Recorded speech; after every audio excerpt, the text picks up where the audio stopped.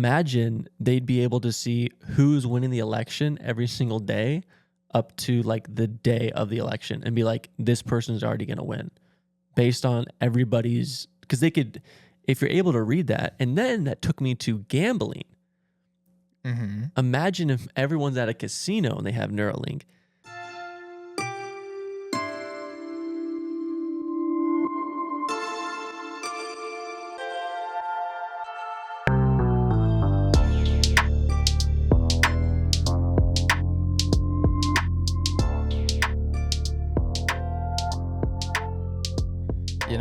To kick it off, I actually have a gift. So I just thought this was something cool to share. Yeah. And something that I don't know. I'll just show you. Yeah. So it's a book. It's actually kind of cool. I'm sure we'll put this up on screen afterwards. Yeah. But it's called Behold a Pale Horse.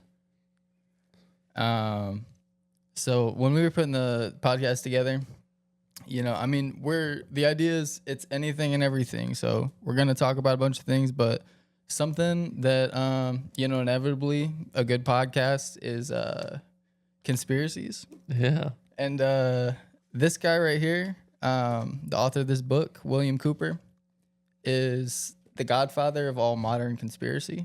Oh. So it all kind of stems from him. Shouldn't say it all stems from him. That makes him look bad. Mm-hmm. But he kind of pieced a lot of it together. And so it's crazy. This book actually came out in 91. But this dude, he was like I don't know, he was in the Navy, right? Yeah. Just, normal path in the Navy. But at a certain point, he just trying to move up and do whatever. He got a security clearance and that's not how it happened. He was out on a ship and he saw some crazy shit, mm-hmm. like a actual UFO sort of event. Yeah. And so he reported it. He was one of the only people that saw it. He got given a security clearance. He ended up learning through that a bunch more stuff from the inside. Yeah. Later on, he's like finding out, just a bunch of stuff that back then, and this is like during the early 80s probably, he's finding out, the craziest secrets of stuff all the time. But this man puts a bunch of stuff together. He predicted 9/11. What? And this is way before it happened. And crazy enough, he died, and we'll get to that probably. But he died like not even 30 days after 9/11 as well, after predicting it. Was he like old? Not old enough to die. So of he old wasn't. age. He wasn't like old age. Okay. No, he was like probably like in his 40s. Wow. Like at the time of his death, or maybe 50s, but he just knew too much. Yeah, pretty much. So like, I obviously, it's a whole book. It's a good read for anybody that hasn't read it. Actually, highly recommend it. Because he's gonna give insight into a bunch of things that, like, I don't know, that aren't just strictly conspiracy. Yeah. Maybe just even societal, just ideas about it or what's going on. Yeah. Different perspectives, but it's crazy. Like I said, he predicted 9/11. Somebody else that gets credit for that is Alex Jones. Oh yeah. Who's crazy or whatever, and he's his own thing, and he's sort of like a meme also of a person. But Alex Jones kind of stole his work, Will Cooper, and he hated Alex Jones actually for it, and despised him, and thought that Alex Jones was a sensationalist about the truth, because there is real truth, but it's like the more you turn it into this big like drama of a thing and like slip in like one thing that's not true, the more it turns into a fairy tale and this whatever, right? There's like more entertainment value. Absolutely. Yeah. And it's like, you take one look at, Alex Jones, not to shame him for whatever he's doing. He's got a platform for sure. Yeah. But it's like, it's clearly like there's got to be just like the news channels. There's got to be something to feed the whole. There's got to be a story every day. There's got to be something. So sensationalism is a good way to put it, I'd say. Yeah. But this dude, crazy stuff in here. He's talking about just the committee of 300 and all the people that run all the stuff, trilateral commission and whatever, right? Yeah. But it's like it's the truth of like how everything is, and the New World Order, and it's like nobody had ever heard of that, especially at the time that he was piecing all this together. So he died. The way that he died was in a shootout with the CIA. Did he instigate it? See, that's the thing. That's it's up in the air what really happened, and it's crazy. See, the timing of his death, first of all, being 30 days, not even after 9/11, and he predicted it, and he had a bunch of other stuff that he was trying to put out there. Yeah, he, I think it almost looks like you're just trying to, tie up loose ends or something. Yeah, but like 30 days after, like he must have said something to somebody, because if you think about it, if 9/11 was an inside job, right? If Bush did 9/11, like if it was inside, he would have been done the day after or the day before. But like 30 days. Who, Bush? No, I'm saying the guy who died. Oh yeah, this guy. Was it William Cooper? Like he would have been Bill Cooper. He would have been done like the day before, the day after. I feel like if it was that orchestrated, they would have had a plan for him. But 30 days, he must have like done something, or he was hiding. But okay, so the official story is that he didn't pay his taxes. Dang. But that doesn't add up. That doesn't make sense. The whole story just seems kind of bogus. With the CIA, they come right, and do the taxes. Like that doesn't make sense. But if you ask, there are people in his neighbors' accounts of what happened, people in the neighborhood and stuff.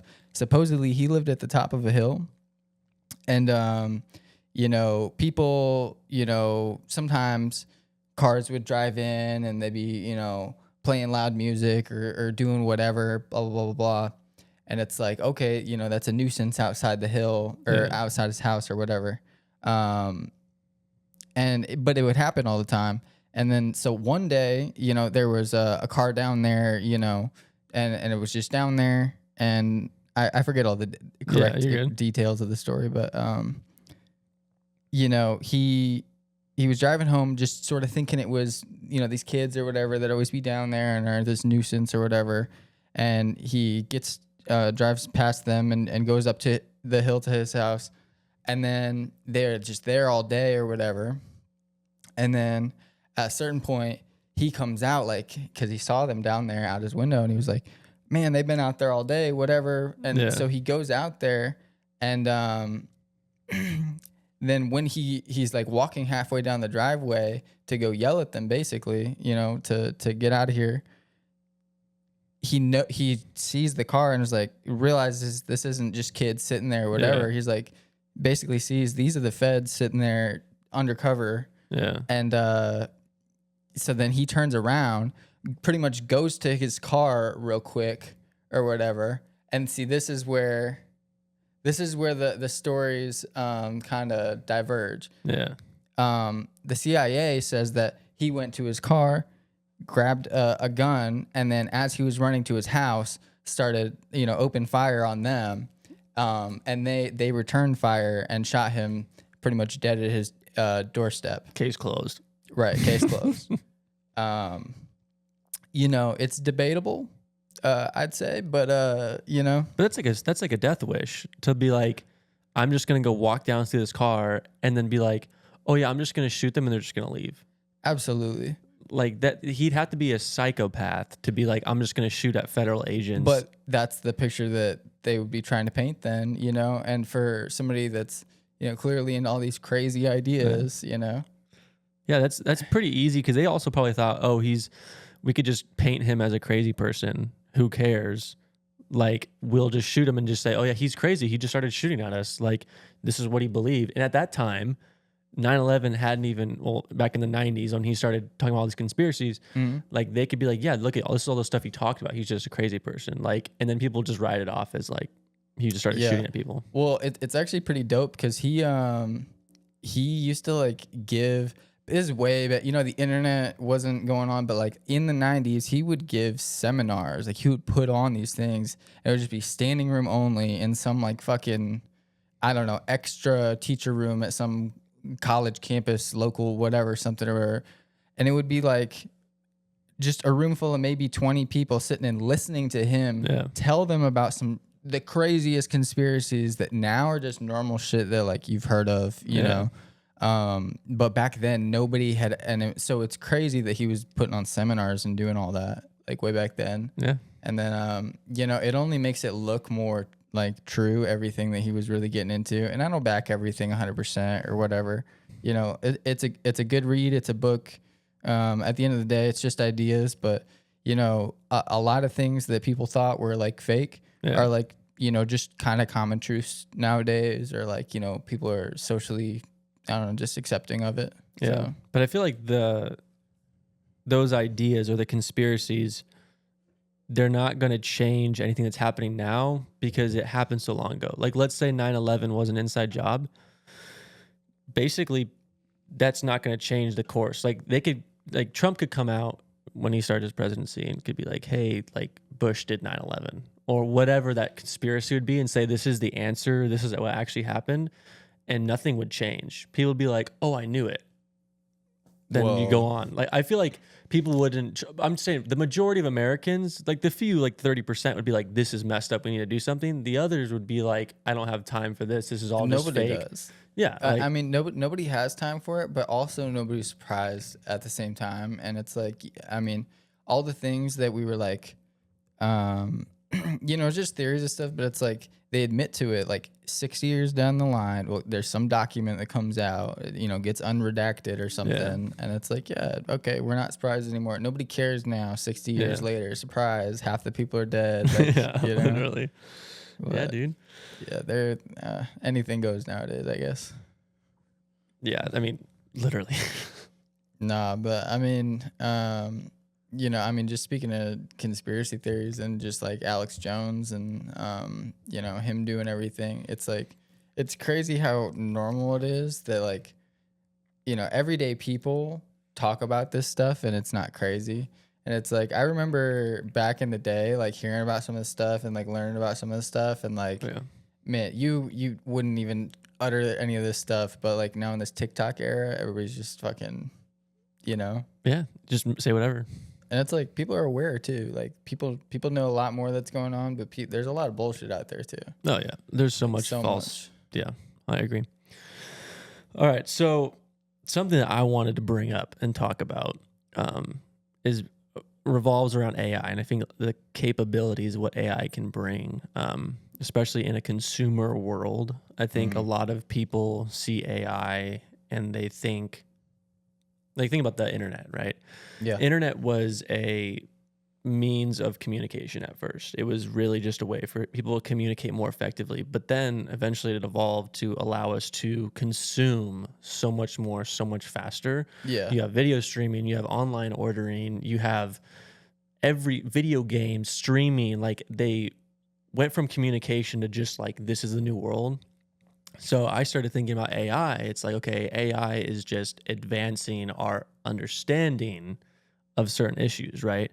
So it's like AI can help problem solve much faster, or like, you know, people used ChatGPT when they first started to help write essays and stuff. But that isn't the only limit of AI, or not the only limit. It's not the only thing AI can do. And since it's progressed further, I started thinking about, okay, what could AI look like in the future to help us consume more? So the one thing I started thinking about was car sales, right? Like how nowadays people are very individualistic. Like they want the one of a kind. They want to have that one thing that not everyone has. That's why people collect cards, they collect shoes. They want to be that prestige. Oh, I have this. It's only one of 1,000 or whatever. Even if it's a low tier of whatever it is, as long as it's rare, Yeah. it's like that's okay. Yeah. So I started thinking like cars, because obviously you have electric cars now and they have AIs that are now running like Teslas and stuff like that. So It's I gonna be like started, Knight Rider. so no, not even not even that. I started thinking about, okay, they're going to start having the ability to customize your own car, but not you customizing, you going to an AI and saying, this is what kind of car I want. I want it to be able to hold 20 people. I want to have a easy bake oven in it. I want to have this massive sound system. My issue with that at the end of the day is like, okay, pretty much at some point it's like, okay, a robot can learn from a robot, and AI can learn from an AI. It can teach itself stuff, but like at some point, there had to have been input from a human at some point to get the whole thing to go. Yeah. And so like because of that, it is human controlled to an extent, no matter what it is. So it's like it might be like super optimized or whatever, but it's like it's still according to like, you know, I don't know, like the human perception of stuff, especially on something like, you know, like as customizable as a car, or like, you know, as customizable to taste as a car, I guess. Yeah. But like if you think about with like customizing a car, you could like imagine the engineering, right? This was the biggest thing that I was thinking about. Is like we're so limited on our imagination or the amount of time it would take to engineer something. So if you said, hey, I want to put a rocket ship on the back of my car, that would take us 10 years to figure out a reliable, safe way with all the regulations. But imagine you give that to AI and AI pops out an image and like specs and everything, how to do everything within 10 minutes. And then they basically say, okay, we're going to quote unquote 3D print this car. We're going to have all these robots assemble this together, and then boom, here's your cost breakdown of what we're going to have to charge you for this. And then you have like your car. So it's like outsourcing, like, you know, because like humans as a whole, it's like we're progressing, but we can only progress in so many areas at one time. Like you know, our human effort can only be stretched so thin. So like outsourcing certain things that are maybe not top priority, but things that should get done to AI, especially like when quantum computing becomes, you know, and everything will be much more efficient. So yeah, and for me, I've just the idea of those complex ideas that they like the problem solving. Like ultimately, AI is just there for problem solving for humans. Like, but in the sense of consumables, that's where the world is going. It's like more energy efficient, but how can we be more efficient to consume more? Because if we stop consuming, then the economy just stops. It gets stagnant. We're gonna have to like stray that line though as AI progresses. Yeah, like staying on you know, the side of AI is for utility, and it's not. We don't turn it into this consumerism thing like the internet, you know, to where it's now just a bunch of entertainment products and all this stuff. Because if we don't get our use out of it, it's like AI will pollute us way harder than the internet did. You know, I mean, it's like because as powerful a tool as the internet is, it's like, you know, AI and all this stuff is going to be way more exponential than what we've seen so far. Yeah, but I started thinking of it as in like look at crypto, right? There's multiple different types of cryptocurrency out there. You have people that, oh, this is a utility coin or this is a stable coin or whatever. There's multiple different reasons for having this coin. Right. So I feel like the same thing is going to happen with AI. There's going to be an AI for engineering or AI for physics or an AI for this or this. Like most definitely. That way, because if overloading an AI is going to take a lot of manpower to like give like the resources, the energy. But if you have 17 different AIs, then as the human, you can be like, oh, I want to use this AI for this. And then you go and do that. Like they have a teaching AI for schools or whatever. I feel like that's what it's going to become, is a bunch of different types of AIs that you can go to find your problem solving. So it's not just going to be one, it's going to be like a bunch of them. Don't you think that's going to like lead, like if you grew up in a society like that and like it's AI everywhere, so that's like your experience is custom to you essentially, because it's all like, you know, it's going to be optimal stuff, but it's like, you know, when we went to school, it's like we all had the same teacher in that class at least, you know, and then there were other classes of kids that had that same teacher and learned that same lesson that week and whatever. Yeah. They had a similar experience at least. It was across the board, but it's like, if kids grow up in a society where everything is perfectly tailored to them and it's all custom, it's like there's no shared experience, and how fake does everything become? And like you know, of course, you know, people already struggle with, oh, you could do anything nowadays, and you can, and that's great.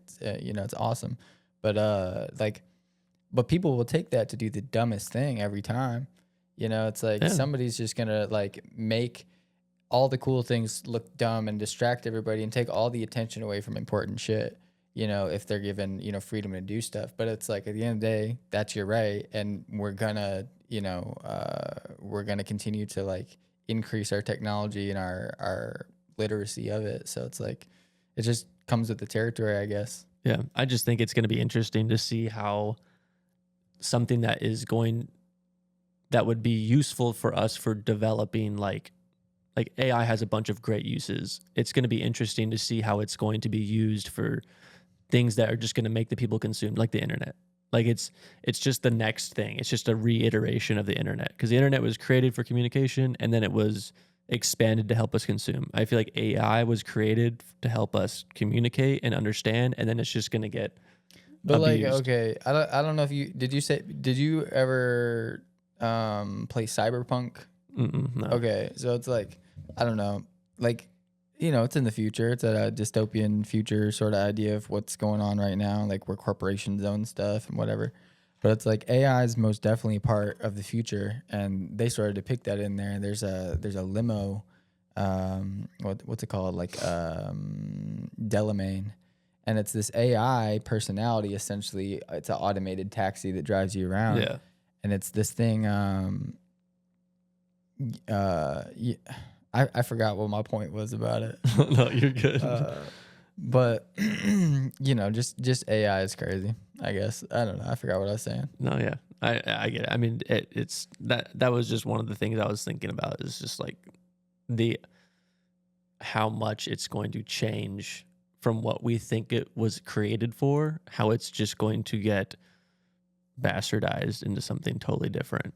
Yeah. Just to help the people consume, which is ultimately like pretty scary. Like, it's like you said, it's going to take these experiences that we need as humans, and it's going to fine tune to every single person, which creates isolation, individualism, which basically is going to ruin society. What do you think about like the idea of like merging with AI and like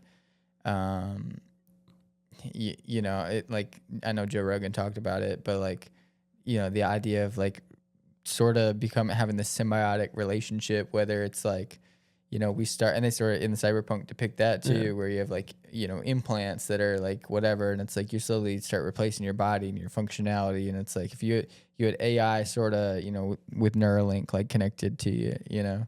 I think there's like the time that we live in now, it makes sense. Yeah. But like once that technology's there, it doesn't make sense, because it's like, oh, I want AI to be better at thinking in math. But it's like, if AI is to that point, it's like you wouldn't need it, because you would just have the AI to do the math for you. You wouldn't need to even learn math. But like, don't you think people would definitely do that though? Like just implant stuff and like let AI like connect and like, just because it's easy? I think it would, yeah, but I think it's based off the consumer ability. Like, if people are going to market it a certain way to be like, oh, this is going to make your life better, and then that's why they're doing it. Like, that's why people get Botox and people get like all this stuff, is because they're like, oh, it's going to make you look younger. This is going to help you out. So it's like, if you do the AI thing and they're like, oh, I mean, straight convenience or that's all, whatever. That's all it's going to turn into. And it's crazy. But it's like, that's the issue, is that like, okay, so it, you know, it takes a special type of person to come around every so many people to really truly innovate and move the human race forward, and technology and all this type of stuff. And then it's like, only for the other 99% of people to just ruin it with debauchery and like failure to understand what the fuck's going on. Yeah. You know, it's like at a certain point, it's like the power of moving into the future. It's like, it's time travel. If like these idiots would stop slowing down the time travel, you know, we basically can create superpowers by just developing stuff and working on the right shit, you know? Yeah. So I don't know. It's crazy. A lot of manufactured problems going on, pulling people's attention. Yeah. Ultimately, that would just, I think, reset civilization, because ultimately there would be like all those people would be so individualized that it would either turn into we're now harvesting people, like we're just planting embryos and harvesting people for energy because we're so individualized and we have to feed. It's literally the Matrix at some point, or absolutely. civilization just resets. So it's weird to think about. I mean, have you seen that? What is it, Boston Dynamics or I don't know, somebody. Like the people who make the robots. Yeah, I don't know if it's them or like Lockheed Martin or somebody makes the fucking robot. I think that, it's that eats. Well, not the humanoid one. Oh, but it's a little like ground rover type of thing that it opens up and it literally eats bodies and it fuels itself off of bodies. Like it creates its own fuel off of it, and it's like a concept for war. What? There's a whole document and all this like fucking, I don't know. There's definitely prototypes. That's of it, insane. But like okay, that's crazy. Right, like that's some fucking, like future warfare. Like I never saw that movie, but like it seems like some fucking, what was that? Like Section 8 or not Section 8, but Section 9. I mean, that's crazy. Some like weird future shit, but like that's scary. Yeah. Imagine like, I mean, you think it's bad enough some like if people kicked in your door, with like guns and shit, but it's like a fucking, one of those robot dogs, one of the humanoid robots, and one of those fucking human eater robots kick your door down. They just send it because go kill them. Game over, dude. Yeah. That's fucking crazy. All right, what's the next thing you got for me? So I don't know if you've seen it, but fucking the Vatican has a I don't pay attention to the Vatican at all. Yeah. I don't really care what they have going on most of the time. No disrespect to anybody, but it's just not part of my daily consumption. But they have and this isn't brand new, but it's coming up sort of. They have a new mascot for the Vatican. A mascot? You haven't seen this. So it's I thought the Pope was the mascot. Right. Well, the Pope unveiled it and introduced the new mascot. In fact, I have a picture I can show you in a minute. But it's a doll, an anime-inspired doll. Anime? Anime-inspired. Has blue hair. It's a girl, supposedly. Okay. That is named Lucy. Luce.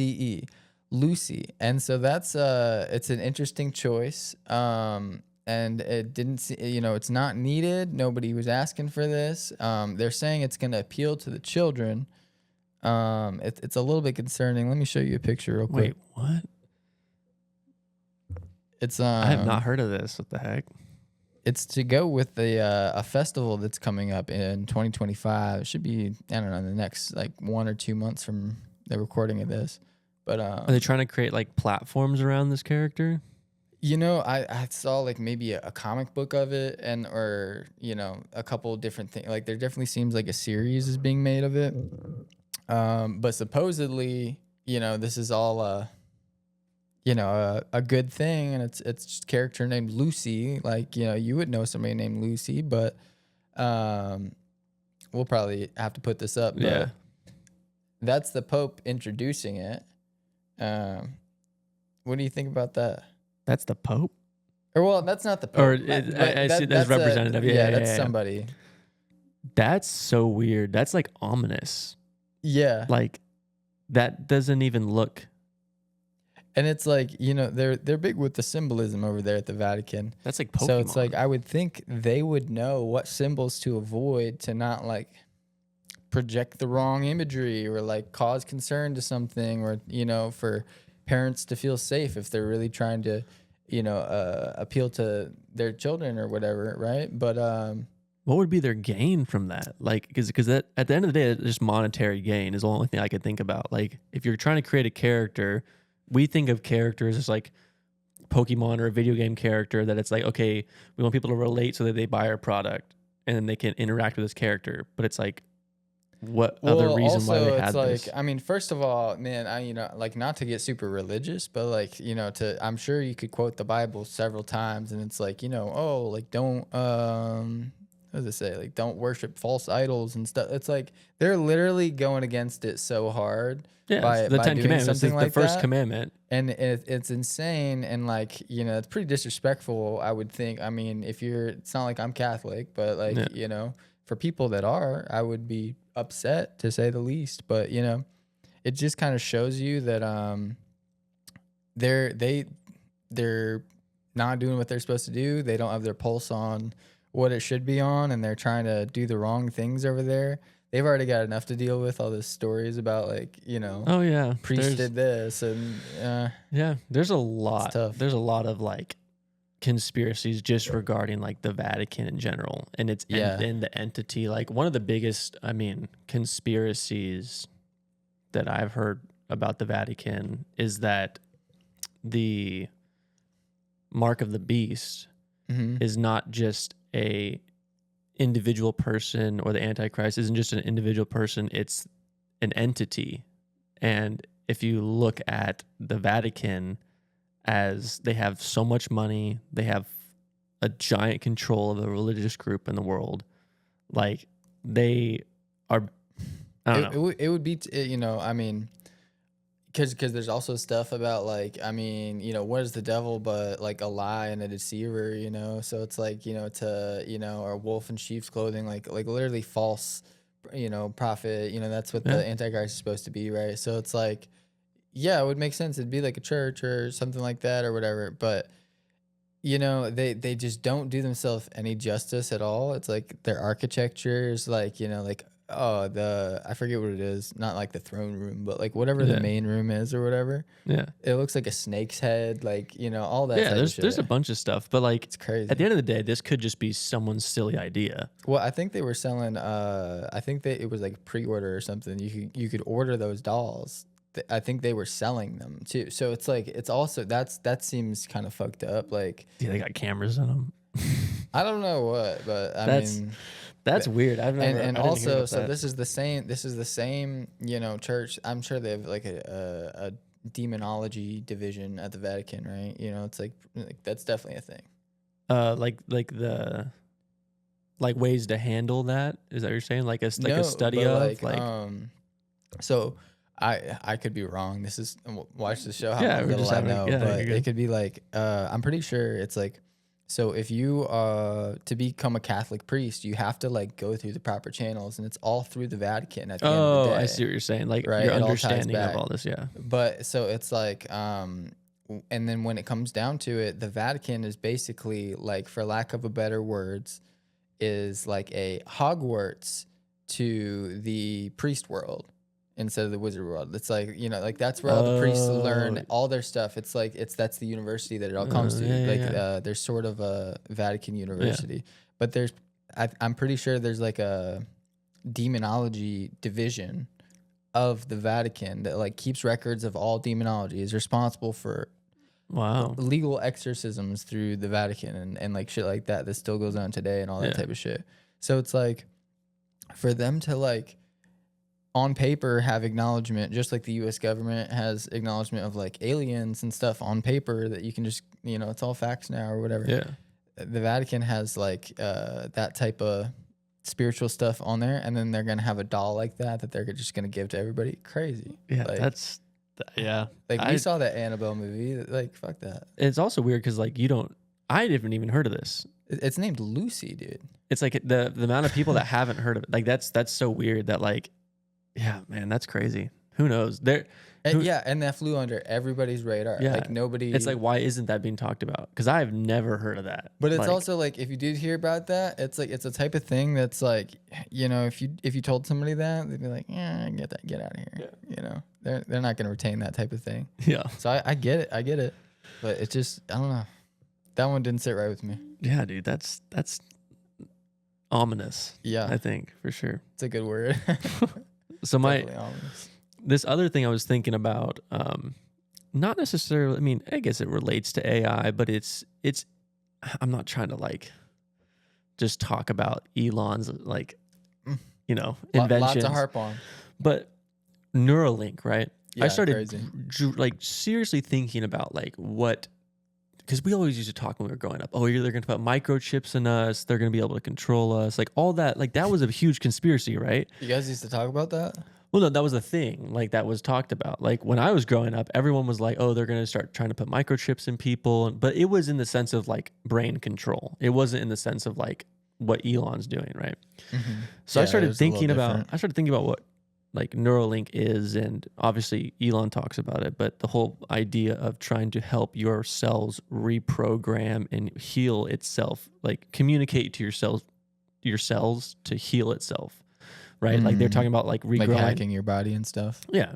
So I started thinking, okay, if you're able to obviously monitor somebody, because it's obviously going to be relaying a feed somewhere so that somebody could monitor technically what's going on in you.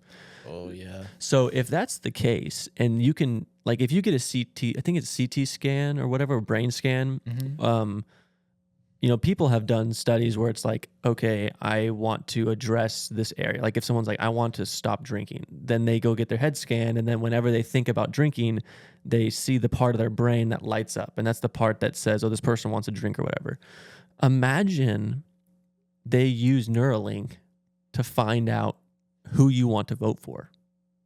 So imagine half the country has Neuralink, right? So think about 20 years from now or 20, 30 years from now, everyone, like half the country has, literally everyone, like half the country has Neuralink, and literally they could see live polling data but also not polling data, but like actual like hard evidence. Because people get stuck in their ways, right? They're like, they make their decision. They're like, I'm not changing my mind. Imagine they'd be able to see who's winning the election every single day up to like the day of the election and be like, this person's already going to win based on everybody's, because they could, if you're able to read that. And then that took me to gambling. Imagine if everyone's at a casino and they have Neuralink, and imagine this Neuralink technology is being used by the casinos to be like, oh, this person's going to place this bet, or this person is trying to. They would have to. I mean, it's entirely possible through the channel of like. I'm not saying that they're going to a user agreement. Yeah. You know, where like they can sell your metadata, but you would have to agree to that. But otherwise, that's such a rights violation. Like. It would have to be that you would like literally to own this thing. You would have to either sign away, pretty much, you know, sign that you'll let them sell your metadata or whatever. Or it would have to be every single thing that you do. Yeah. There's gonna be something like that you're gonna have to like either sign it to this or not. But just like notifications are not for every app on your phone. Yeah, you know what and I'm not saying it's gonna happen, but like the aspect of predictability. Of that, they could like, if you're like, I want to shower right now, and they're like, oh, okay, like, but you can't because we're gonna divert the water. Or if it's electricity, you're like, oh, I feel cold right now, I'm gonna turn the heater on. But you just think that in your head. It's just a quick thought. Like, we already have apps that are like, you know, Instagram shows you the ad of the thing that you didn't even say that you needed, or think, you know, it's like, or think is the only thing that you did. So, you know. Let alone if you're attached to something, like they're gonna spy on you is what it is. Yeah, but like in the sense of like you like, I don't know. It was just a weird thought to go to. Is like it's like a passive thing that's happening, because the active thing of Neuralink was like the healing of your body or whatever. But passively, if they're gathering all this information from you, and they're not telling you, hey, this is what we're using this information for, it's almost like, hey, we're just taking your data and just selling it. Yeah, but then it's like, what is this person doing? Slope. 100%. But I was thinking like, nobody's talking about that. Is like the passive collecting of your brain waves of like what you're responding to. Because if you're talking about being able to see how someone's brain's responding to rebuild cells, then you can easily figure out what they're thinking based on their actions. No, but like, okay, so it's like, predictive programming is already a thing for sure. But it's like when you're manufacturing like the cause and then, you know, like an effect or a related punishment to whatever, it's like it's entrapment through like the cycle of just they run the tempo of society. It's like yeah, things are going to operate in this fashion. And when they operate in this fashion, these types of things are liable to happen. And when these types of things happen, people just on a human level are bound to do these types of things. And so now it's like, it's like entrapment on, not even like on such a criminal level, but like on a simple level where it's like the average person isn't thinking, like it's like when you hop in the car, it's like, there's a speed limit, there's proper rules to being on the road. And so everybody knows that, if you don't do all those right, you can get a ticket or whatever. But it's like when people are on the internet or utilizing tools like this and just trying to go through their day, like they're not thinking about the repercussions of these things. And when you like implement all this stuff all of a sudden, it's like, I don't know. That's my fear with it. When they can know like what they're not supposed to know, but also like tempt you with something. It's like imagine it's like like something is illegal, like you can't say Voldemort is literally illegal now, and it's like, okay, that's illegal, but we're also gonna screen Harry Potter everywhere and blah blah blah and do all this whatever. It's like somebody's gonna say it, what I mean? And not out of like, they're not in control either. They're like being fed the brain, like their brain waves are being manipulated by all this stuff, and that's just propaganda. Let alone when you're attached to it, it's like it's basically gonna just control your thoughts. Like and so then crazy. The capabilities, like I was talking about, is they'd be able to passively collect. But then what if they're able to passively influence? Right. So then, because it's like, if this is telling you in mass. Yeah. Like if this is saying, oh, we can tell your cells to do something, what if that means we can literally put thoughts into your head or make your brain think something? But you think that's you. Exactly. Also, you can't tell the difference. Exactly. To an extent. Like, and I was like, that's. But then that leads to like, how like we already, like the internet has shown that we like, just the trust in the government or the trust in general is like, everything's been exposed through the internet to an extent to where we realize, oh, people are not trustworthy. All right. Yeah. Okay, cool. Everybody understands that, but it's like, at that level, it's I don't know. Yeah, dude, I was. It's mind blowing to think. No pun intended. It's crazy to think that there's technology now out there that's already been developed. That's like in someone's head right now. Yeah, that dude has it, and he's like, what is he doing with it? He's playing video games with it. I think he was playing like Counter-Strike or something. Yeah, I've seen him play chess. I've seen him play Counter-Strike. Obviously, I haven't watched like too many detailed videos. Good at chess. You think so? I mean, I don't know if it's necessarily good at chess, but like his brain probably is just able to move the pieces now. I don't think it's allowing him to go into quantum realm thought about this, but imagine like playing CSGO. Yeah, but it's like, okay, step one, like, he probably had the beta version. And, like, he was definitely the beta tester of it, but like he had the beta version. And can't imagine paying for those upgrades. When they do upgrade it though, like it's such an easy next step to like, oh, add an overlay. Let me scan things. Like fucking, basically, I don't know. You can add a whole Jarvis in there if you want. Yeah, you can put the VR headset on, then it just communicates with calculating all this stuff. It's like casinos will hate that guy. They're not letting him. Yeah, literally. Yeah, then it's just fighting itself. He's hilarious. Like Rayman 2.0. That's scary. But yeah, that's all I got for that. I just thought it was interesting. Yeah.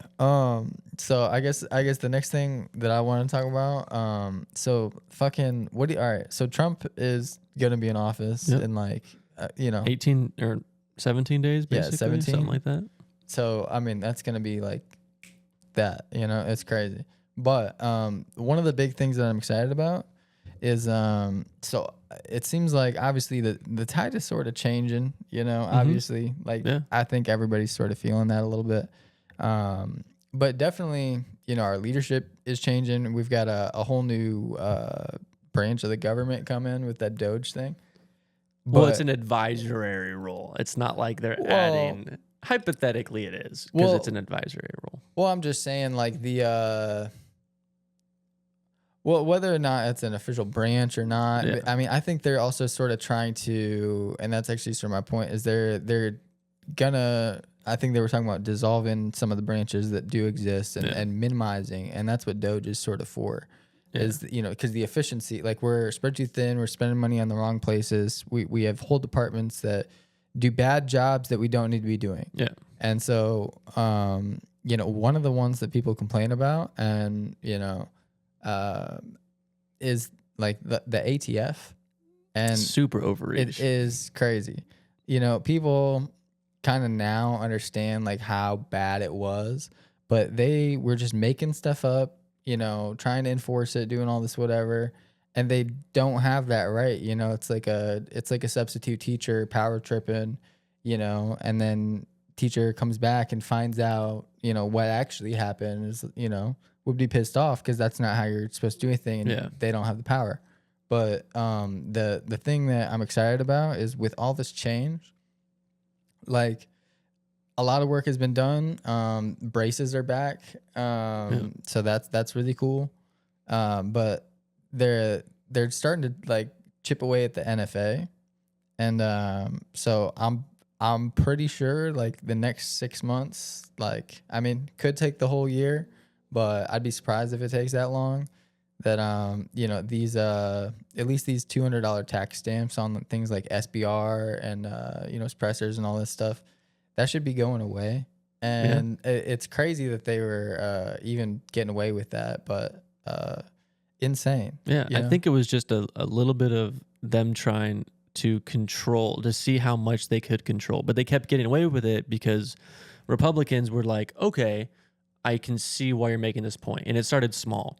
And then they just kept going to now it was this giant list, to the point where New York was trying to persuade them like, oh, let's regulate ammo. Like, let's regulate, oh, well, this type of ammo should be like, you should be able to have a form for it. Well, and like they already do that to an extent. Well, they do, but they don't. Not that you have to have a form for a certain type of ammo, but it's like, well, I guess technically if it's explosive you do or something, but it's like, you know, they just limit the availability of stuff too, and that's like just as good in a lot of cases, because it's like, you know, the military has all the like M855 A1 they want, and it's like, you know, reasonably, I know there's enough that like, and civilians could buy it or whatever. They just don't let you, but it slips onto the market all the time. People buy it. It's like, you can have it. It's no big deal. It is what it is, you know? And it's like, I don't know, just controlling what you can and can't do and all this, whatever. And they're trying so hard, because it's like, if you keep pushing and poking people to do, you know, forcing them into corners and do whatever, it's like, okay, they're going to get creative. They're going to come up with their own, because it's like, you're getting creative with some bullshit. So it's like, people are going to get creative on their own whatever, because you're fighting a word battle. And it's like, you know, like I've got a pistol with a vertical grip on it, right? And not a vertical grip. Sorry, that's not a vertical grip. It's instead of being 90 degrees, I think it's like 93 degrees, right? Yeah. So it, you know, and it's like you're gonna get around that, but it's like you basically achieve the same thing through all these things, right? Yeah.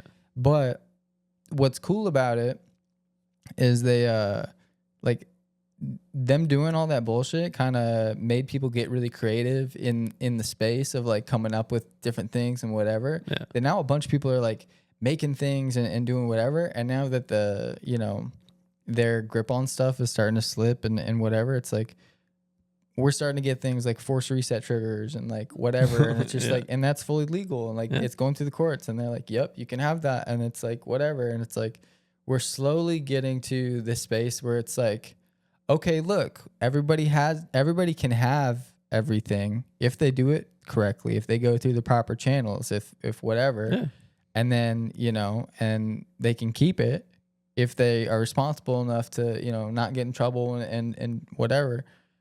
And look, nobody's getting hurt. Nobody's, you know, like, our numbers are good, you know, whatever it is. And so I think if they stopped doing all of that, fuck the money that they were getting off these tax stamps. If they just spent the money that they used to pay the ATF on something else, and stop sending our money places. That would also help. But Yeah. like, it drives up consumability in the market, but ultimately it's like, why do they have these crackdowns? And they think it's because it's helping, like the mass shootings or whatever. And it's like, that is, have you seen what they are using though at these mass shootings? It's like, it's never like, I don't think I've ever seen a suppressor in a mass shooting.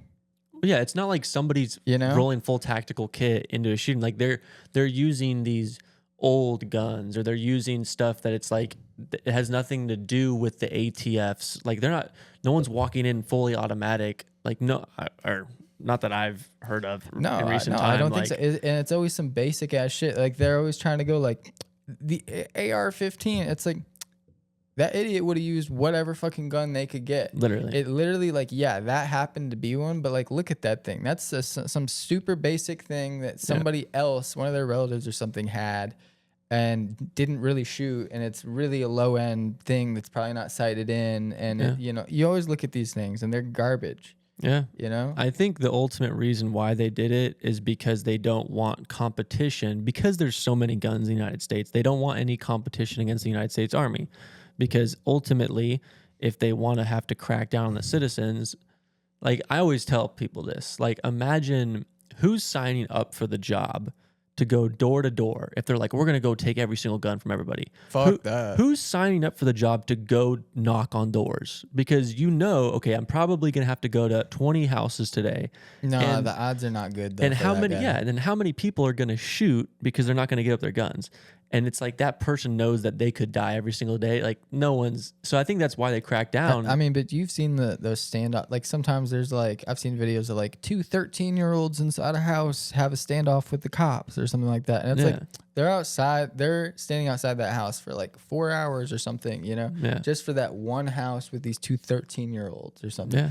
Imagine they come for people that know that they're coming. They've got all this whatever. And it's like, this isn't like that's not a threat. That's not, it's all defensive. It's like you're coming to these people's houses and saying, hey, I'm going to take something from you. Yeah. And first of all, the thing that I'm taking is the thing to defend, you and your family. And so it's like, if somebody's going to take something from me and I can't defend myself now, now what if they try to take something? Yeah. So, it's just like, it's not sending a good message.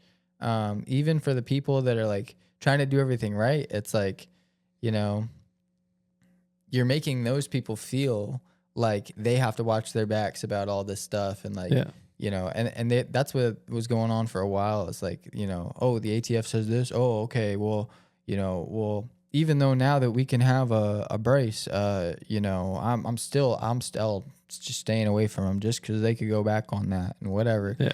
It's like, no, we need to just put an end to all that, Yeah, I think the only way that the government could do something like get everyone's guns is literally to be like, hey, if you give us your guns, like you don't have to pay taxes ever and you're debt free.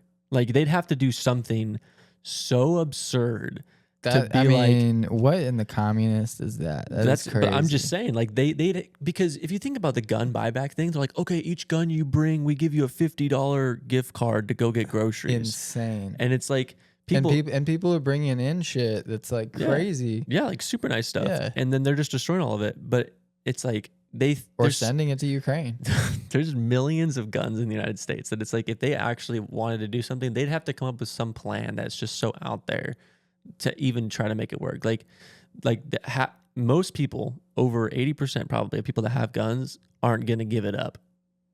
Like regardless, without a fight. It would just be dumb to.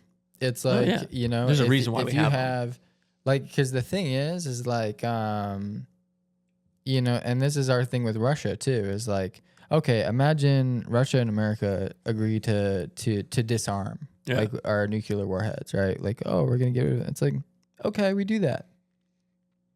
Damn well they're going to keep some and we're going to keep some, right? It's like, so it's like, on a civilian level with all that, that amount of people, it's like, you can't win that.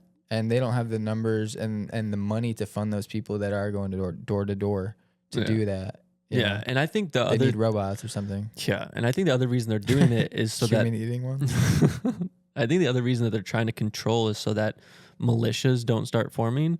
Because ultimately, Yeah, they're scared of that big time for sure. Ultimately, that's what we like. Each state, each county, each city needs to have is its own militia to fight against government overreach coming in. But like, you know, they tried to do that a bunch of times, and it's like you just get labeled a terrorist group or a cult. Yeah, and you know, like what happened in like Waco, and like that was they were just a militia. They were people that were like, you know, trying to, you know, come together as a community, be private, keep their money in here, you know, just do their own stuff, become self-sufficient, and train and be prepared, you know, to not let somebody come take stuff. Yeah. And then somehow and they had like minimal contact with the outside world.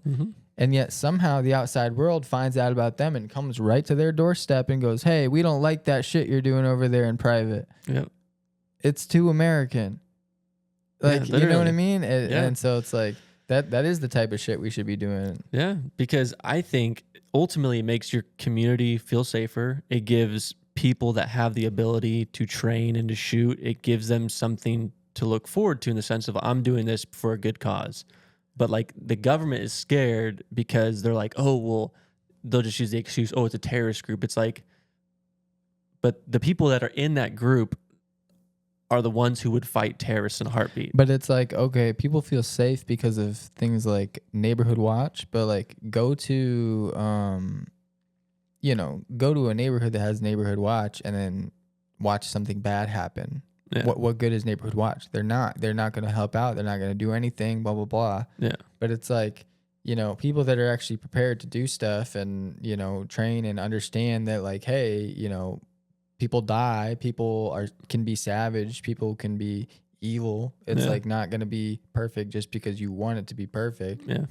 And those people just protect an area. It's like, you know, that's honorable, and then it also keeps the peace for everybody, and there's an actual purpose for it. And so it's different than like, I don't know. If people could see the value in that, but everybody's so distracted nowadays. Yeah, because imagine the police getting to partner with those militia groups and using them in, like, because the militias are in the communities, and the police can then work with the militias to help. Because the whole point is like you're protecting the community from evil. It's like we're not going and using the militia to go fight a gang. It's like the whole point is to protect your community that you're in. Well, I think the baseline of it all is just good communication in the community. And well, the other thing too is like, you know, that same community that has the neighborhood watch and they feel safe, every single house feels safe because of that. They also don't really know their neighbor. None of them know any of their neighbors at all. And it's like they all just pretend to live in a neighborhood together like it's a community, but it's not a community. It's a fake community. It's all cookie cutter shit. And it's like the actuality of knowing everybody in your community and trusting them. It's like, you know, because if you live in one of those communities, you might feel safe every day because you walk outside and you don't see any guns. But it's like, yeah, but when you do see a gun, it's likely to be a criminal. Yeah. But if you lived in the other place, it's like pretty much every single time it was like, you know, somebody protecting or whatever. And, you know, if it was somebody else that was, you know, bad, it's like there was also somebody that was protecting and then, you know, protected. Yeah. And that's how it goes. And then life continues. And it's not some big sob story about somebody came into the community with a gun. It's like, you know, you got to train like kids because like, man, I've heard some crazy stuff from kids about like, you know, just you overhear their perception of guns too. It's like I heard, you know, a pump action is stronger than, you know, a semi-auto, like it's more powerful or something. Yeah. Just because of Fortnite, it's like, you know, but it's so funny how like media and video games can shape kids' perception of stuff, you know? Oh yeah. And then how far removed reality can be, but like how simple and like how much more reality makes sense if you actually have experience with it. But they try to like limit the experience that you can have with most things. Yeah. And I definitely think that, you know, there is, I mean, going back to the whole point of like making sure people that are responsible have guns and people that are criminals and shouldn't have guns shouldn't have them. Like, yeah. But again, if you have a government agency who is letting terrorists cross our borders, you know, but they're targeting American citizens with guns, it's like there's something wrong going on that's being pushed, like a wrong mindset of like the American citizens who want guns are actually the threat and everybody else isn't a threat Well, until also, they're a threat. it's like there's a, there's a breach, basically, in our environment, in our ecosystem as America. It's like, okay, all of a sudden, you know, we've labeled ourselves as a place that people can come in and do what they want with, and like cause chaos. And it's like we already have so much going on, and then it's like, and we've shown that like our government isn't going to help us, and like Yeah. we're vulnerable and dumb and gullible. And it's crazy, but it's like you send that message, it's like people are going to show up, try to do what they're going to do, and Yeah. it's like, at a certain point you almost have to feel betrayed, because it's like, Yeah. you grow here. It's like a privilege to be, born here and to be born a citizen, and all this type of stuff. And it's like all of a sudden, you know, what it means to be a citizen doesn't mean the same thing anymore. It's like they're trying to like give your rights as a citizen to other people and like Yeah. strip yours. And it's like, Yeah. what are you talking about? And it's like, why are you, it's like, of course I feel bad for anybody that's dying or going through something hard or whatever, but it's like, we have priorities, dude. Like we can't be, worried about other people's stuff. And, we really have so much going on here. It's crazy. Yeah. I mean, that conversation just leads to, like Yeah. them throwing money at Ukraine and like all this stuff. But it makes you wonder, like from the small things lead all the way up to the big things, is like, why is all this happening? It's crazy. I don't know, but it seems like it's like every couple months, it's like we forget about it, and then it's like, oh yeah, that's still going on. Okay, this or whatever. Not that we forget about it, but it's like it seems to be like a topic, and then 1 week it's not so important to be a topic, and it's like we have something else to focus on. It's like, or at least what they're feeding us. But I honestly, I'm just excited because like 2025 now, it seems like we're breaking free from a lot of the cycles of stuff. So I don't know. I think so much is going to happen this year, or at least kick off and like set things in motion for the next like 5 years. Yeah. Because I mean, 5 years from now, like, I mean, because we really got hit with like, COVID and 2020 and all this type of different stuff going on, a million events going on in between that whole thing. It's like, if we just had a good solid 5 years right now, the 30s will be there, and like that could be a insane time. Yeah. It's like it's already insane right now. It's getting to be crazy, but we could be in a really good place. Yeah, I'm excited. I'm super excited. So the last thing I wanted to talk about is not on the lines of Twitter or X, I guess, but it's an application of basically people trying a way for people to try to motivate people to give them money. Weird concept. So it's an app called the 2 Cents app. Okay, it's a good name. So probably taken though.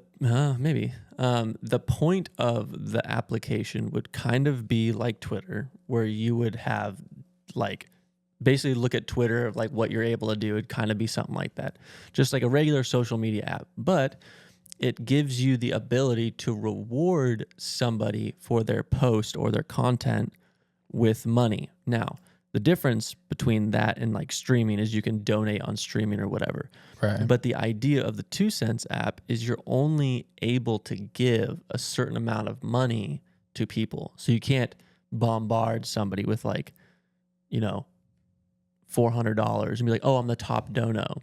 It's like, so if you were to go on Twitter and you liked something, right, you give it a heart. Or on the 2 Cents app, it's like, I'm going to give you a penny, right? And you can only give up to like $1 worth a day. So that way you're putting your money at something that you like. So then people in return can try to, let's say somebody's like, hey, I want to help raise money for me to go to college, or I want money to go on vacation. I have to persuade these people on this app to give me money to help me get there. and it's like I'm giving, and then they're giving me like their 2 cents in the sense of like, Okay. so Right. imagine if something's funny, right? If somebody makes a funny meme or something, and they're like, oh, that's hilarious, I'm going to give them a penny. And Yeah. imagine 1 million people do that. Right. Now you don't have to worry about advertisers Dude, that's great. getting money, right? Now, Well, now it's the people. okay, but It's think like about it like crowdfunding this. almost. It is definitely crowdfunding, but like, okay, if it was like, because you know you could like something or you could retweet it. Yeah. If you were incentivized by being able to like say it's more like a retweet, so it'll show up on your thing. It's like the only way that you can like, there is no retweets, there is none of that stuff unless you pay basically with it. So it's like, to co-sign something like, hey, I also agree with this thought, you could only do that with your 2 cents. Yeah. And so it's like, you know, you have a profile of different things, and it's like, you know, every single day, you know, say it was $1 a day or whatever, it's like, yeah, you have $50 or you have 50 different interactions that you could do, you know, a day. Yeah. And that's the whole point. It limits people from spamming. Yeah. Right. But it more genuine, and it's a platform. Yeah. And it rewards the people who put out good content. Just for being funny, you could make a lot of money. Yeah, but then because you know how it shows like the analytics on Twitter, how many likes or how many whatever. Yeah. It would then show how much money this post has raised, or this thing, or you could go through like that's a cure to. Sorry, not to cut you off, but that's a cure to a lot of the dumb shit. Because one of the problems with Twitter is that like the stupid shit will go crazy and whatever. But it's like if people were actively spending their money on this stuff to go viral, they all of a sudden the stupid shit would all be the bots viral. would be gone, because then people aren't going to pay money to scam, right? They're not going to sit there. But it also it's a limit. Like I was saying, it's only a certain amount. Like, so that way people can't buy, or some company, let's say a big company comes in and says, oh, I like this post, I'm going to donate $1 million to this post. That way it's the biggest post because it has $1 million. It's like you're only allowed to do so much money. Right. And at that point, that person can make money off of something that they thought was funny, or that was serious. So what would the cap be, and why does it have to cap? So the whole point of capping is so that it doesn't get manipulated by companies with money, because then it becomes an ad. Because it would. Because then so like, let's say if I posted a meme, right, and the meme had a Dr. Pepper in it, and Dr. Pepper said, hey, make this meme, we'll put $1 million on this thing so people can see that it's now popular. And then they could control popularity based on just throwing money at stuff, where it's like you're only going to see true popularity with a cap. Okay, so this, I don't want to go into that, but I like that, but I don't like that, because I feel like the cap is like, because then we don't really truly know, you know, the metric, you know what I mean? No, personal cap. So me and you putting money, not like the. So if everybody else really fucks with it, it can go as big as it wants, but you can only put your personal self can only put a certain amount. You're saying like $1 million, $1 a day. So you only have $1 to mess with on the whole app each day. Right. But, I like that. But you could, that post could generate as much money as you wanted. Okay, because also. It's like GoFundMe, but like it's not GoFundMe. They can you know, if they threw ads on there, I mean, whoever the app, you know, maybe you're the creator, who knows, but they could generate so much more money by just showing you ads on this whole process. That basically, you know, they don't even really need your dollar anyway, but it's like if you were paying that dollar on top of that, there's so much money in that ecosystem that now, and just from that process, they don't need to rely on like, you know, a bunch of ridiculous stuff. Like, I mean, you know, the verification process and all this whatever gets hacked by bots super easily. It's not hard to get around, and it's like if you're on X for, you know, 10 minutes, you'll see that. And it's nothing but that. And honestly, it's hard to find anything that's like, if you go to the replies on anything, nobody's even talking about whatever it's supposed to be. It's just all BS. It's anything. Yeah. And you know, it's like you would be like, oh, am I still on that post, or am I just scrolling now? It's crazy. But the whole idea is it allows, so let's say a celebrity posts something, right? if nobody thinks that what they're saying is relevant or they don't care, they're not going to put money, which means, like, let's say some famous person posts something and it has no money, then people are going to be like, oh, you don't matter. Like, you're just as human as I am. Like, your thought was just as human of a thought as I have. So the idea is to to bring down that level of like, people pay for likes, people pay for all this. It makes them look good on social media, thus gaining them fame. But it's like, if this person is actually irrelevant, then they won't perform on that platform because the money's not there. Because the whole point is, like, put the money where your mouth is. Yeah. And it's like, if the money isn't there, it's like, oh, nobody actually cares about what you're saying. But that's like what I was saying with, like, all of a sudden, like, the bullshit is not trending because people don't want to put their money where their mouth is, right? It's like, all of a sudden, this these like trash level celebrities that we like let be famous just because the internet exists. It's like people that would never, I mean, and not to shame anybody, like, who's to say that we would do anything, you know, without the power of the internet? Like, it's a great tool, but it's like, especially people that are like not consciously trying to contribute to anything and just get thrown amazing platforms, and, you know, like that Hawks Hog girl running off with a bag off of the crypto and like crazy stuff like that, just because people let her. You know, if people were spending money from the get-go, they wouldn't have let that happen. Yeah. And then your fame would be based on your content. So that means, like, if you did something like that, then people would just stop giving you money. And then it would be an instant realization for everybody else. Hey, why isn't that person getting money anymore? And then they would go do their own research. It's like an answer to, because, you know, they do that social credit score. Yeah. Say that a bunch. Yeah. In China. It's like, that's not the answer. That's not what you should do. But what else could you do to just socially, like, not the law, but like to socially set the right standard of like incentivizing the correct things, and like not by hand choosing what the correct things are and like having your finger on everything and like controlling, but like by letting people really choose and have the power and, like, you know, spend their money on stuff. It's like, stop spending our money and trying to control it for us. It's like, just let us buy a controller and handle it. And it also, the other thing I like about the idea is people post stupid stuff, stupid comments, spam things, and they have unlimited ability, like unlimited spams a day. So imagine if you limited people to what they could, because it's like you can only comment or say something or interact with a post if you post money or you're just looking at it. Okay. So then it limits people. So if it was like, if you were like, okay, you can only have 10 posts a day,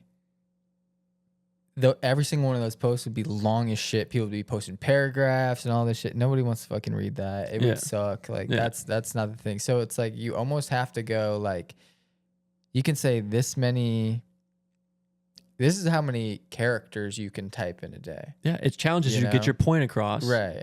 But it limits you, and then if your point is valid with this person, they're going to give you some money. Right. And you should be able to earn, like, you know, you could incentivize in other little ways by like being able to get, you know, however many extra characters a day by having a post that, you know, gets certain type of interaction so many times in a day. And it's like, okay, you earned a couple of these. We'll give that back into you. But because then rich people can't buy their fans, because then someone's going to be like, wait, why am I going to give money to you? You're already rich. And you can't game the system because everybody's invested in the system. Yeah. You know what I mean? It's like, you know, when, like, nobody cares if Twitter got hacked, and, you know, all this, something crazy was happening. Like, Elon was literally posting a scam link to something. It's like, you know, people, that could happen because it's on Twitter, and then Twitter is just going to get blamed for it and whatever. But it's like, if that happened on the account of stuff that people were invested in, and it's like, you know, I don't know. It's just like having more control on everything always is going to end up with a better result of what you actually want. It's like nobody knows what you want but you. It's like, okay, you know, whether you're making a sandwich or voting, it doesn't matter. You're going to make the right choice, you know? Yeah. And the workaround to make sure nobody got hacked because it's money would be there's the third party platform. So it's like if you put your money into this third party platform, like an actual banking entity app, and then you take the money from that bank and then you put it on the app, it limits your ability to get hacked so that no one's getting your card information. So then the app doesn't have your card information or anything. It literally just has the funds that you transferred from this entity to this app. And it's verified but encrypted and secure. Yeah.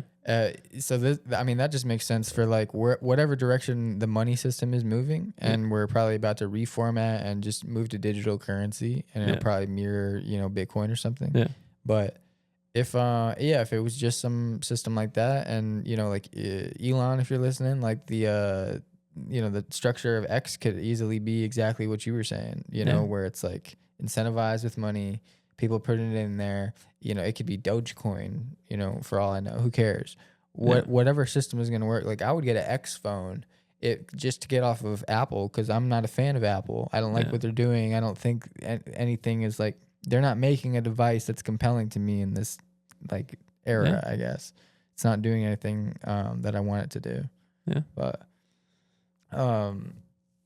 I was gonna say something about AI, but I completely forget what that was, because you were talking about AI. But like people, once these robots basically replace us, and AI will control these robots basically, and we'll be integrated with stuff and whatever, the whole world changes. People always talk about that, like, oh, that they're gonna replace us job wise or whatever. But quickly it becomes like the idea of like, all right, so no, jobs just change. New things become a thing. And the virtual world is going to become huge. Like whether I don't know if you've seen like that movie Ready Player One. A while ago, yeah. Like VR it was headset like once, yeah. type thing. Or like, Sword Art Online is like that anime, it's like just this idea of, and with Neuralink, we're not far from it, of just like being able to fully go into a virtual space and control it one-to-one, how you do, your body and the world.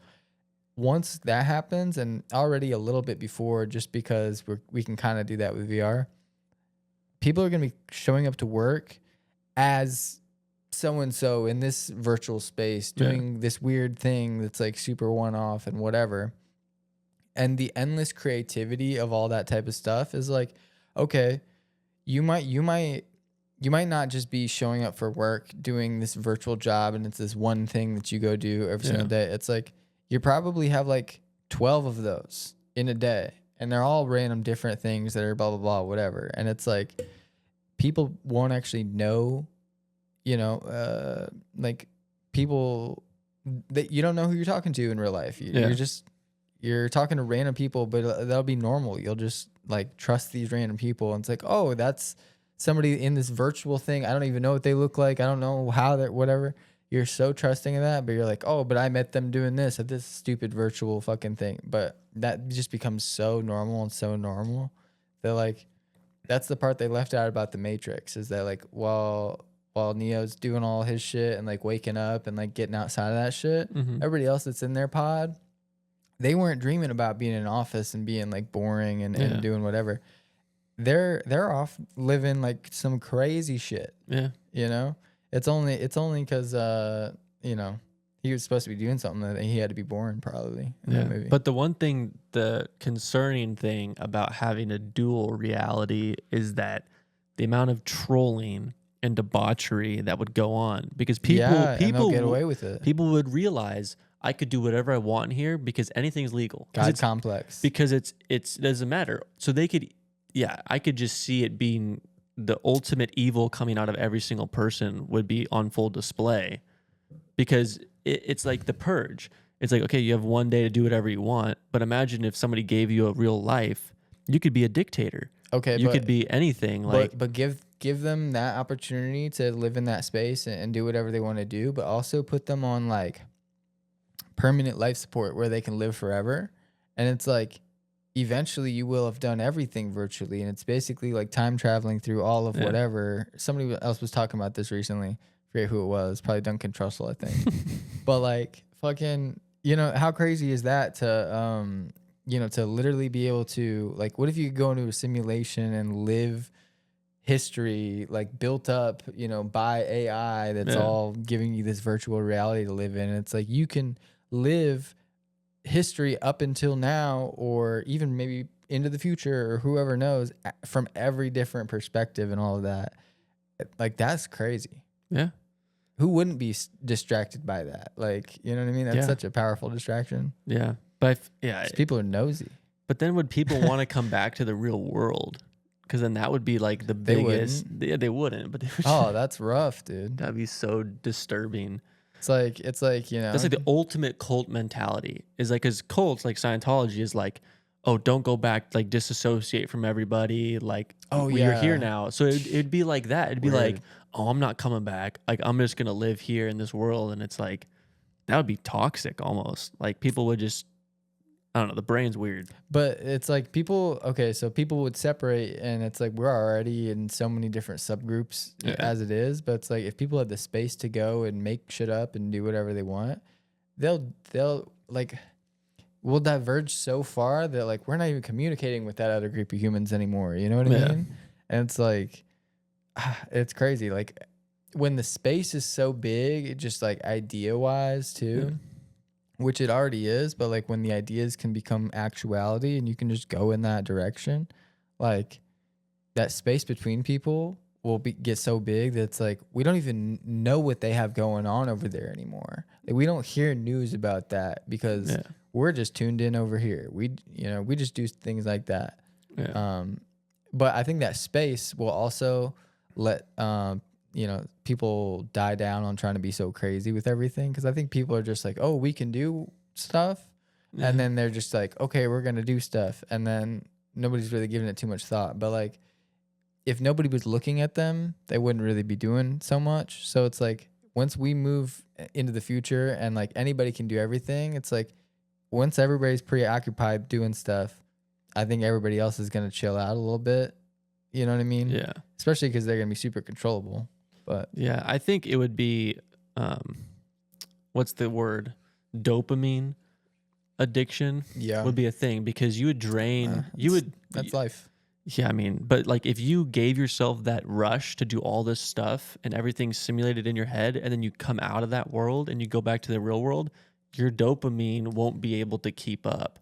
You would be a plain, bland human who would just want to keep going back into this world, because nothing's going to satisfy you in the real world, because unlimited is over here and everything here is like finite. So I feel like people would come out of this world and be such a drain that it would just create ultimately a utopian individualistic society where everyone's just living in their own bubble over here.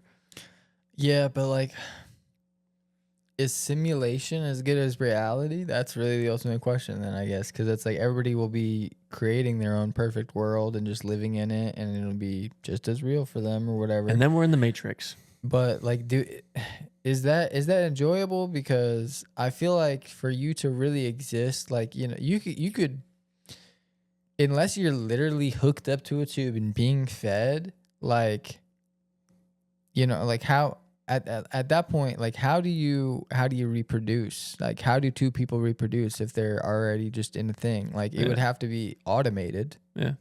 Which is crazy to an extent. Automated.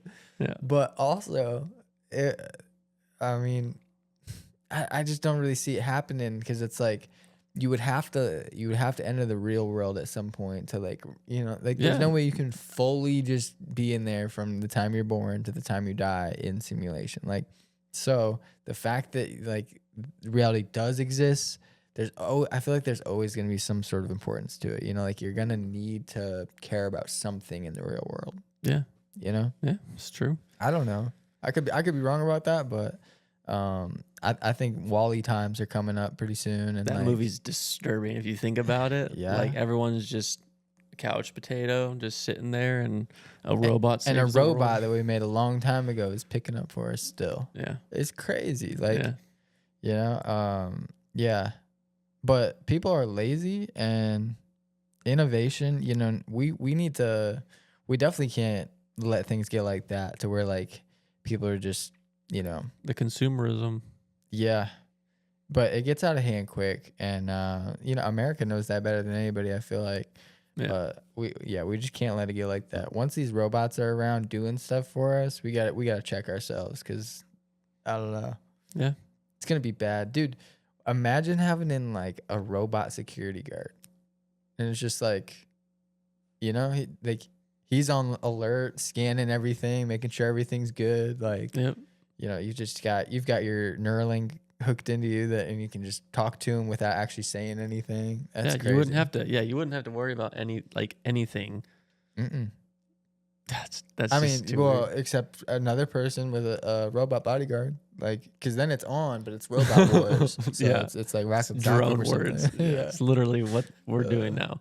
Let's It's not fight. We're crazy. just gonna have our drones fight for us. No, that's sick. Like Pacific Rim or something. Like, no, or there's a bunch of things like that. Really, Real Steel? robots fight. Yeah, Real Steel. Yeah, that's what it was.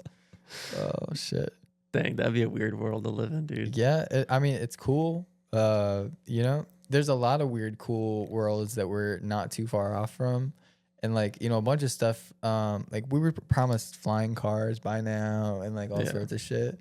That was far out there. Now that's like, yeah, they should have that by now, but like that's not crazy. Like other shit that's going on is crazy. Yeah, freaking Elon's catching rockets, Yeah, like with pieces of metal, like. You know what? And he's really focusing on talking about Mars and the colonization of it and all this stuff. And it's like, you know, that's the one I really just never really like thought we'd get to.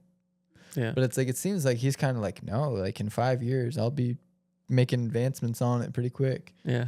But if because Trump's coming, like you were talking about, if Trump deregulates everything, because there's so many regulations that it's making it impossible for Elon to do stuff. So it's like if all these regulations disappear, then the ability to go and do those things just happens naturally. Well, I mean, he's already made more advancements than NASA has in the last 10 years, and like probably the last two. They might as well just dissolve NASA, because like why would we spend it went money? away, and now I don't know why it's back. But they should they should get, because if SpaceX is already doing it, then just subsidize them, give them tax breaks or something. Well, the crazy thing is that like I could be wrong, but to my understanding, the you know, SpaceX or not SpaceX, but Starlink is it's connected to Earthlink, which is a internet branch, and like that's what the military uses for its satellite connections. Yeah. And it's been using that for years, way before anybody was able to get Starlink. But it's the same company. I believe Elon's been involved in it the whole time since way back then, you know. But I don't know. It's just commonplace, and a lot of stuff seems like it came out of the blue, but did not. Yeah.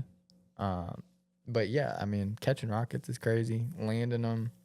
I mean, because didn't he land one too? Oh yeah, he started with landing them. Yeah. And then he was like, let's catch him. He's about to dunk it, you know, like he's going crazy. Yeah, it makes you think, like, what else is he gonna, like, what's after catching? Throwing? I love to see it, but just a giant catapult throwing the rocket. Yeah, I mean, that seems, you know, now that you say that, it's like those, you know, remember that interview where he's like, you know, that didn't occur to me, but now that you say that. And then the next time that reporter went there, he did whatever the thing was, and 33% more efficient. You know, because think about it, if you can save the 2 miles of takeoff and you just throw it, it makes a lot of sense. It really does. Just wait till he comes out and says, wait, we actually can fuel seawater and use that as fuel. Hey, that's like with the algae and shit or something. Game over. Just like, dude. Yeah. I mean, those are some actual good ideas. I'm not gonna lie. You know what? There's a lot of good ideas that are out there, and they're just not getting implemented. You know, when I was a kid, I remember there's probably a video I learned this from, but just like this idea that you could fix the power issues and the road issues and a bunch of stuff all at the same time by having, like, you know, just like little tiles that are like little octagon shaped pieces that link together. There's some sort of like really strong see-through glass that's better than pavement, because if it cracks, you can just replace one piece. You can have a technician, but it's also a power grid runs through this whole thing, and that runs everything. but it's also like screens on it. They can update to, oh, there's car accident ahead. Traffic is going this way. We just update the lines on the road. You can get information, also, Yeah. weather services, all sorts of different stuff can communicate with you via the road. And it can update to all sorts of different things, and you can do a million different things with it. But it also is solar panels, so we're charging the grid across the, and we're getting an excess of energy from this whole thing that we can now sell to all these other countries and do all this type of stuff. Canada would love that. Oh yeah. And so I remember that idea. I couldn't have been in like 7th grade, but So Tokyo, I think it's Japan. I'm not sure if it's Tokyo, but I think it's Japan somewhere that they have similar tiles that are on the ground because everyone walks there. mm-hmm. And anytime Oh. someone steps on a tile, it generates the electricity Yeah. and it pulls it. So imagine Right. using that technology for cars. Right, And then the right, car right. drives over it and it pulls I guess it's you the can energy. do both. Like You can do the solar panel and that at the same time and Yeah. generate both. Like, Yeah. yeah. Get it on it, Elon. That's what I'm saying. Like, man, we just need somebody of that caliber to take something like that serious enough. But I think like now is the time to where, honestly, I think now is the time. Like, if you have a good idea, pitch that. Like, get it out there, say something, because Yeah. it's like people used to just rely on the news. What's going on? What should we focus on? What are the problems? Okay, we'll fix them. We'll try to vote whatever. It's in somebody else's hands ultimately. Now it's like people are like, hey, what's the problem? What should we do about it? Okay, we're gonna do that. And whether that's good or bad, we're like trying to problem solve here, and we're isolating stuff. And once we start moving in this right direction and everything starts taking shape and people feel good about everything, these ideas are going to start flying and things are going to happen quick. Yeah. I think it's because if you take the private sector and separate it from the government, then the private sector is able to go out and do these things. But because it's so entangled with the government, there's so many hands in the pot. There's so many different people trying to get stuff out. That's why nothing gets done. And it's like if you just deregulate all this stuff, have the private sector go and do what's right for the people, and have the government just govern, it's way easier. Stuff gets done. But whenever the government's the one in charge of doing the ideas and stuff, nothing gets done. Yeah, it's like, if you can stall as much as you want about thinking about the right thing because there's no correct answer ultimately, and you can pretend like you're trying to find the ultimate answer, it's like, ultimately the government is just supposed to be filing the paperwork, making sure that happens, it's like that's what the government really is supposed to be, is this structure for us to live in, but they're not supposed to be enforcing the structure in our lives, like enforcing my choice of how to utilize the structure, any of that type of stuff. And it's like rights get infringed on all the time just because the mass lets it happen. That's socially acceptable. We let people tell us that's what we're supposed to be doing. And like I do it too. I see people do this all the time. Now that we're moving out of this like woke era sort of thing, people are like sort of afraid to talk about stuff again or like say what they really think, but they're not. So they'll try to, but it's like they'll ultimately say what they think, like in public or something if you're talking to a stranger. But it's like they're not sure how everybody's going to take it, so they'll dance around it or whatever. And I do it too sometimes, especially because you really just don't know how somebody's going to take something. But it's like people are saying what they think again, and they're, It's great. I mean, you're able to have discussions and conversations and reason with people and try to win over somebody based on reason. And that's the way it's supposed to be, is supposed to be like, I'm going to try to persuade you instead of I'm going to try to control you. Well, it's like it's either a logical argument, and we're going to have to really figure this out and see what's up. And it's like, it's not necessarily about being ultimately right. It's about seeing a version of right, at least. Yeah. And then being able to argue it and like show people your idea of what that is and vouch for it. Yeah. And if you can do that, that's great. But it all comes from logic. And if it's not that, it ends up just being a popularity contest of nonsense. You know what I mean? Yeah. It's like, if you're not going to play the game, we like everybody that is playing the game should not let you you know, or at least Yeah. that's how they feel. Not that we should, according to the system, but it's like for the thing to be effective, everybody needs to participate. Yeah. And you can't participate with nonsense because that's not really participating. You know what I mean? That's like if you were in class and, you know, it's like, yeah, you showed up that day, but if you were just being like an idiot nuisance, not actually doing your work or whatever in there, it's like, you're going to get removed from the class. Yeah. That's because everybody else needs to do their thing, you know? Yeah. And because other people are going to move up and graduate, and like there's a actual system to be worked, and you know that's the goal. Yeah, but that goes into that specific example goes into like parenting and like all that stuff of just like the society, just the way it's supposed to be structured and training. Low key, because parenting is training though. Yeah, but there's kids. Did you hear about the litter box? That like kids at school are having litter boxes and stuff. Yeah, it's just parents, dude. Yeah, but it's like the school too. It's not just parents. It's like, well, because they're scared of the lawsuit. Like they at the end of the day, they're like, oh, we don't want bad press. Like, but like bad press. But it's like you're gonna get bad press by doing something like that.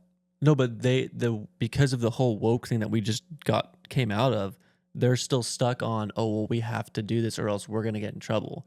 Instead of just having a backbone and just saying that's not logical. We're not gonna do that. Yeah, but it's like, but you should have known that would be an issue with somebody. Like, dude, because it's like, especially when you're playing with people's kids, it's like, you know, kids say crazy shit all the time, and sometimes they just repeat what their parents say. And no, you shouldn't just go with what your parents say or whatever. You should think for yourself. But it's like there's a time and a place to really think for yourself and figure things out. But if you haven't done that, your parent might know the best, especially for your upbringing and your specific situation or whatever. And the school should not be telling you that. Nowadays, kids trust their teachers more, like as being a source of intelligence over their parents.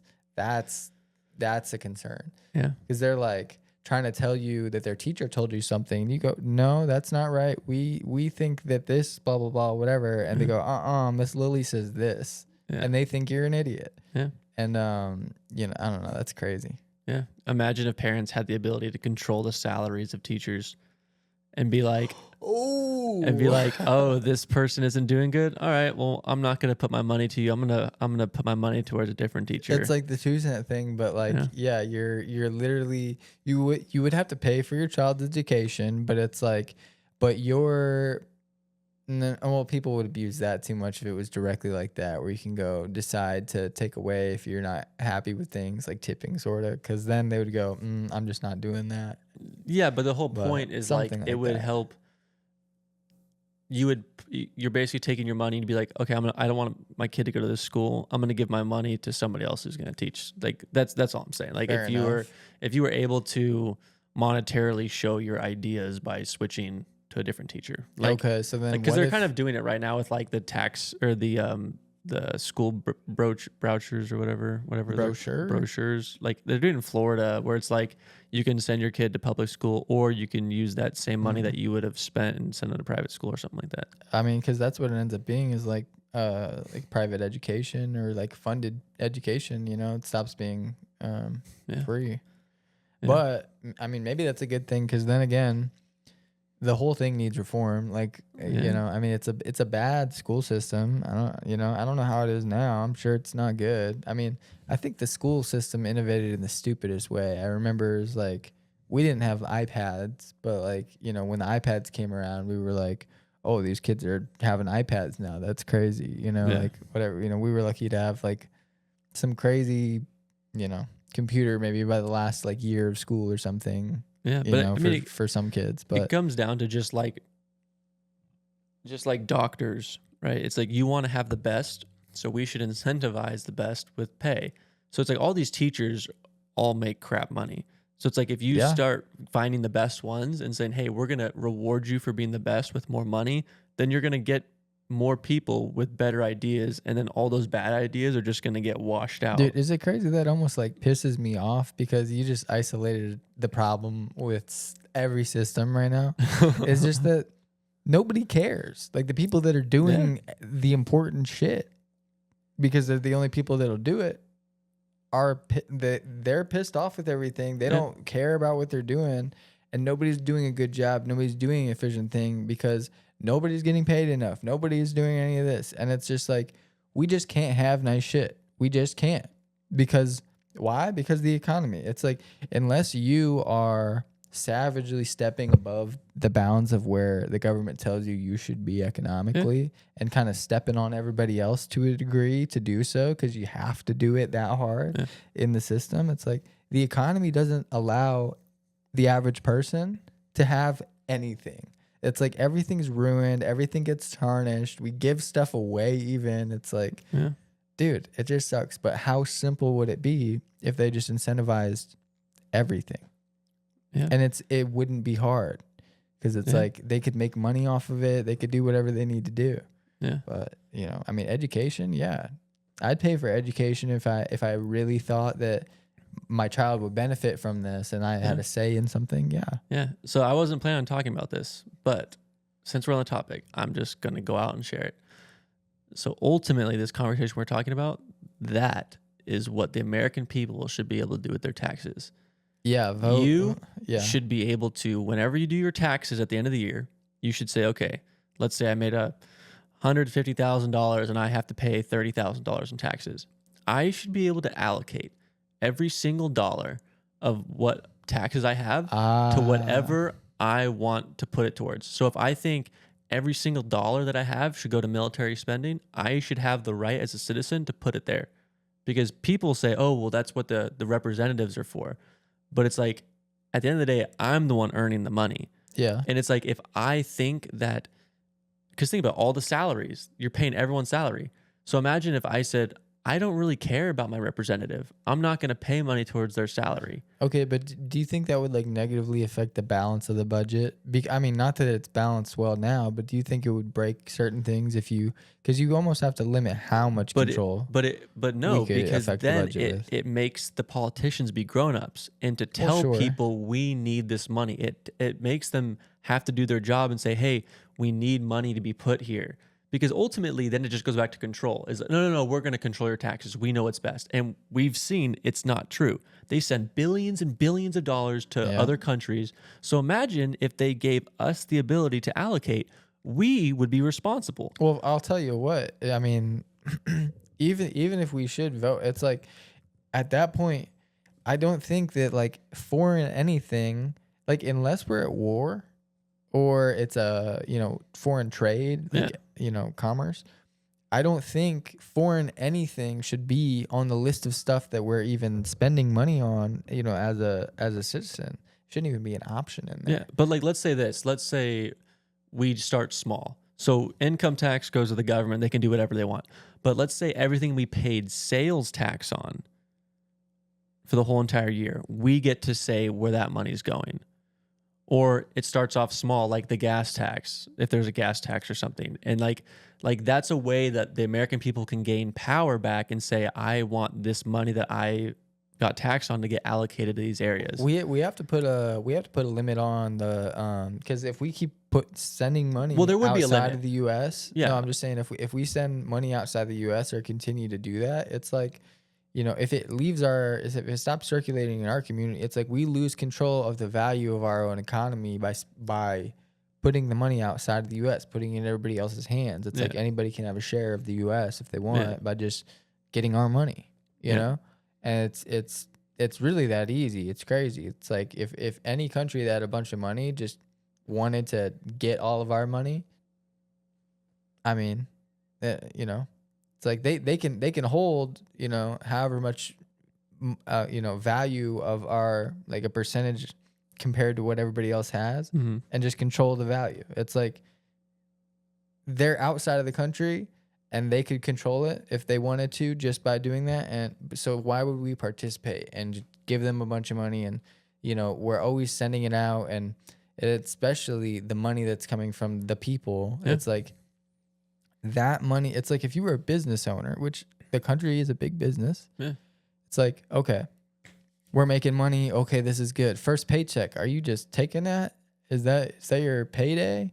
Yeah. No, you put that back into the business. It circulates. It comes back, and okay, next time you got two, right? Yeah. And you just do it again. Yeah. And at a certain point, yeah, there's places to make money, but like the ultimate greed of the people that are running the thing to take money, and like they get paid well. They really do.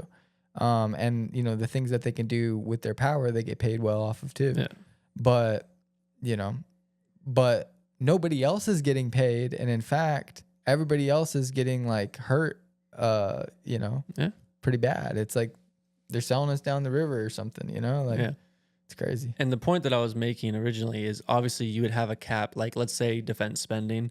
They're like, hey, our defense budget for the year is $250 billion, right? We need that every single year to keep our whatever, right? They would go to the American people and say, here's our budgets for all of these. This is where we need to be at, or this is where we want to be at for these things. So let's say that the budget for the military was $250 billion.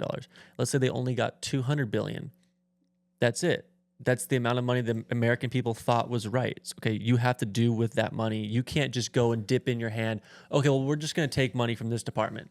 Because imagine if education actually mattered to everybody and they said, okay, well, we need, in order to make the education system perfect, we need, $50 billion a year. Okay, but then I don't know, because this country almost thrives because everybody has an iPhone, and it's like somebody slave labor pulled the chip out, right, to make this phone, but we don't think about that, and it's just a luxury, and the less we can think about all those things, the more we can enjoy everything. But it's like if we ruin that, I don't know how well our country's gonna thrive.